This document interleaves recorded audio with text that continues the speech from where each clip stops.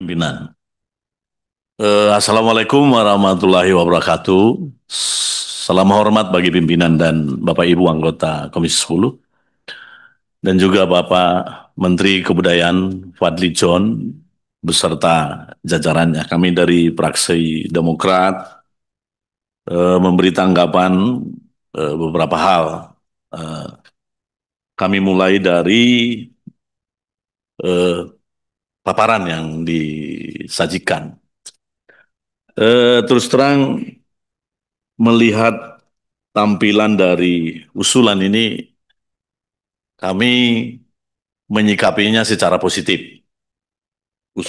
Berkait dengan usulan tambahan anggaran yang cukup fantastis, ya hampir 4,7 dari pagu indikatif 827 itu, ini menurut kami ini menjadi satu tampilan dari Pak Menteri yang optimis dengan satu tujuan bahwa angka-angka ini akan mencoba nanti diimplementasikan dalam program-program kebudayaan yang akan datang. Karena terus terang melihat kondisi budaya yang masuk ke kita, ya hampir mungkin saja kita sebut budaya luar itu hampir bisa mendominasi budaya Indonesia. Ya, kita tahu ada semacam kata-kata sapaan sarangeo itu hampir membudaya di semua lini masyarakat.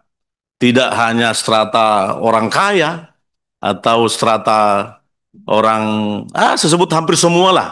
Semua gender pun, anak kecil, anak besar, semua udah sarangeo. Nah, ini mungkin yang apa namanya, memotivasi Pak Menteri sehingga ada usulan anggaran tambahan yang cukup besar. Oke.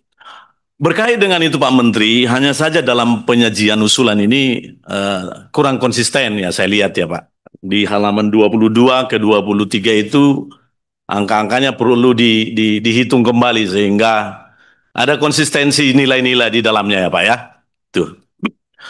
Dan agar eh, ke depan ya atau mungkin nanti karena terus terang ini kan perlu kita dalami lagi sehingga semua program-program yang disajikan ini harapan kami dari fraksi Demokrat bisa mewujudkan bagaimana membangun budaya kita yang lebih bernilai lagi. Dan tidak hanya itu, bahwa budaya-budaya kita ini perlu kita jadikan menjadi satu stimulus minimal bisa menambah nilai-nilai ekonomi ke depan.